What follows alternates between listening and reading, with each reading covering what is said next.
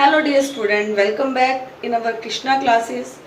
We were discussing our chapter number 4 of class 8 metal and non-metal. In our previous class, we discussed our topic chemical properties of metal.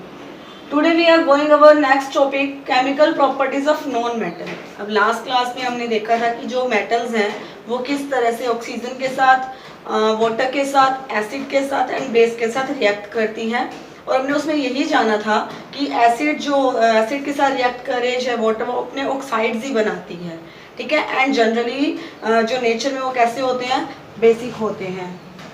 उसके बाद अब हम बात करते हैं non metal की chemical properties में। एक्चुअल में क्या है, नॉन मेटल जो है वो एसिड बेस हो, ऑक्सीजन हो चाहे वाटर है, कुछ भी है, उनके साथ जनरली रिएक्ट नहीं करती है लो टेम्परेचर पे, ठीक है। यानी कि लो टेम्परेचर पे रिएक्शन नहीं होती है नॉन मेटल के साथ, हाई टेम्परेचर पे रिएक्शन होती है नॉन मेटल्स की। अब हम कुछ एक दो एग्जांपल देखते हैं जिसके साथ पॉसिबिलिटी है रिएक्शन की। फर्स्ट है ऑक्सीजन के साथ रिएक्शन कैसे नॉन मेटल की होती है, क्या बनते हैं, वो हम बात करते हैं। अब हम देख रहे हैं, मैंने आपको लास्ट क्लास में एक टेबल भी बनवाई थी, कुछ एलिमेंट्स के नेम बताए थे, उसके अंदर क्या था कि मेटल्स के नेम लिखवाए थे।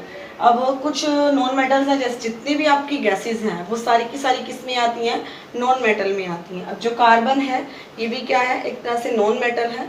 जब ये ऑक्सीजन के साथ रिएक्ट करता है तो ये क्या बनाता है, पहले ऑक्साइड बनाता है, ये एसिडिक ऑक्साइड बनेंगे। इतना याद रखिए कि जब नॉन मेटल ऑक्सीजन के साथ रिएक्ट करते हैं तो एसिडिक ऑक्साइड बनेंगे।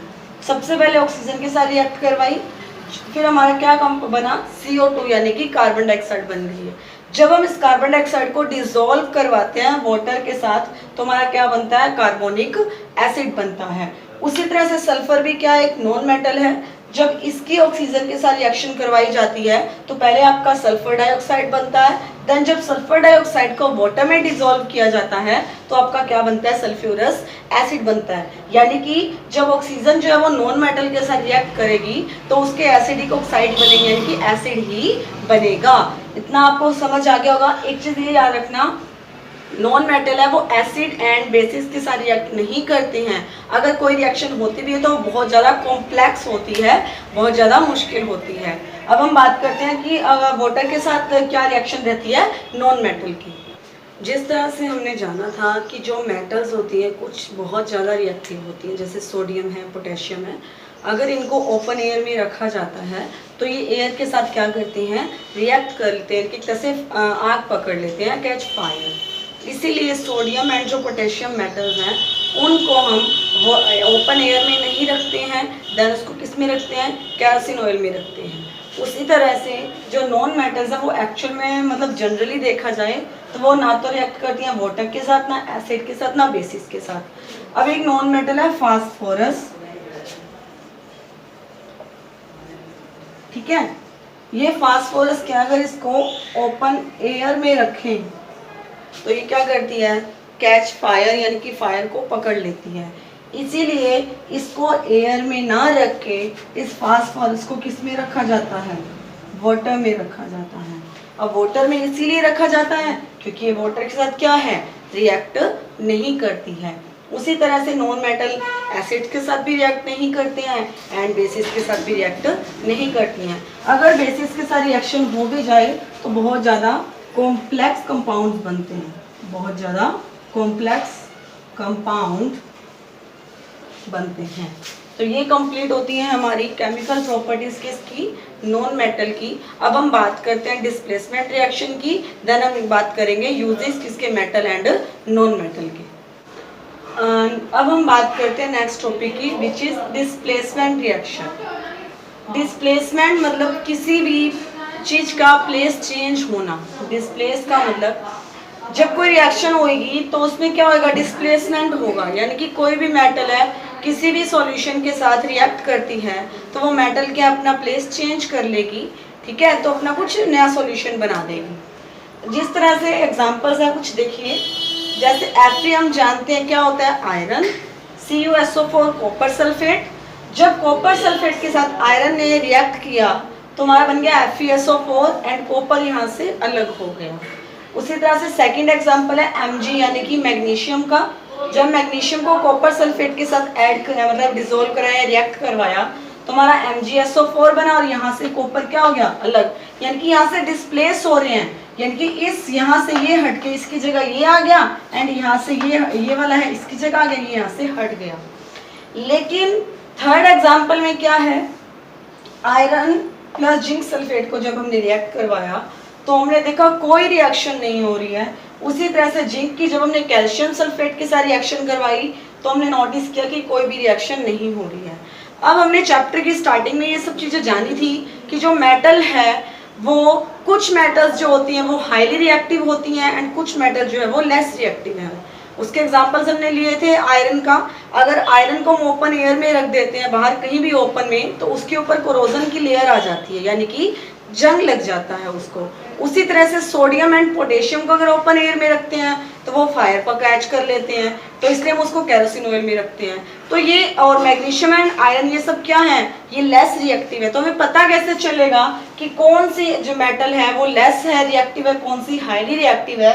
एंड एक चीज़ आप हमेशा याद रखना, ये वाला इस टाइम पे हमारा एलिमेंट है कि एक अलग से मेटल है, जब ये सॉल्यूशन के साथ रिएक्ट कर रही है तो इस टाइम पे ये जो हमारी मेटल है एलिमेंट फॉर्म में, ये अगर हमारी हाईली रिएक्टिव है, ये अगर हाईली रिएक्टिव है तभी इसको डिस्प्लेस कर पाएगी, अदरवाइज नहीं कर पाएगी।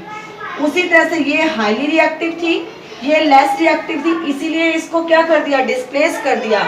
लेकिन आयरन जो है वो जिंक के कंपैरिजन में लेस रिएक्टिव है, जिस वजह से कोई रिएक्शन नहीं हुई।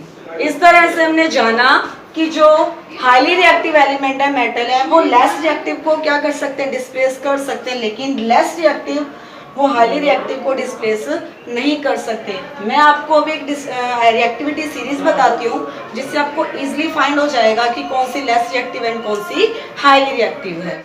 और अब हम बात करते हैं रिएक्टिविटी सीरीज की। इस रिएक्टिविटी सीरीज से हम जान सकते हैं कि कौन सी मेटल किसको डिस्प्लेस कर सकती है, किसको नहीं कर सकती है। आप ये याद रखना, ये कुछ मैंने नेम लिखे एलिमेंट्स के, मेटल्स हैं, इससे समझ लीजिए।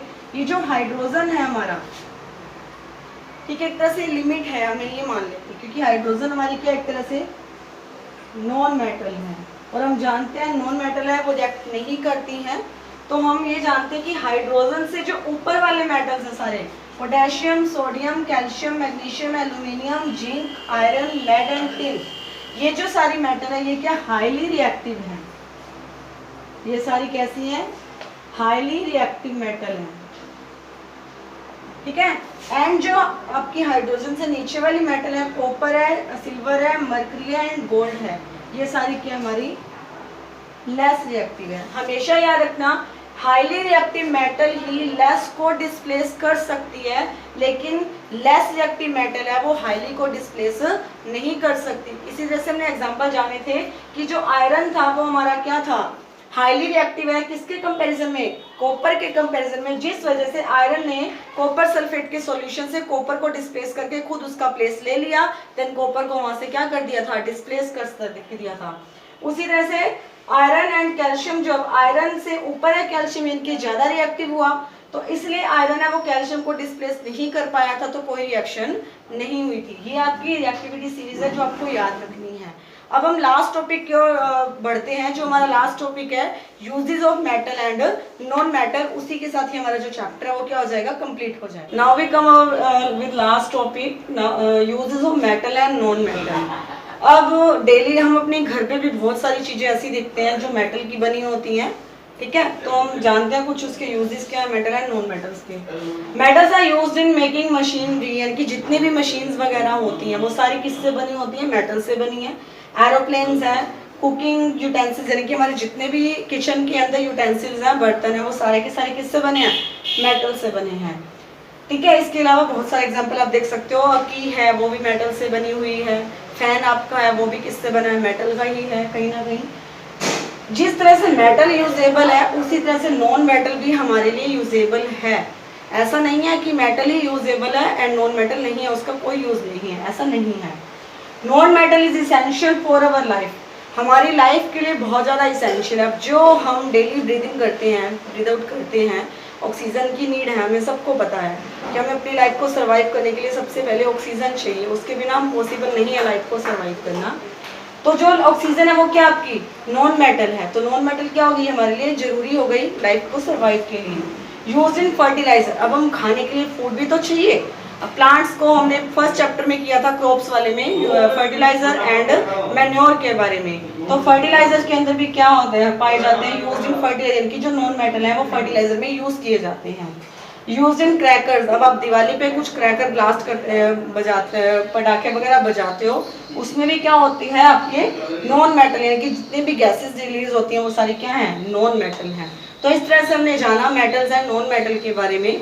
आई होप आपको ये चैप्टर अच्छे से समझ आ गया होगा।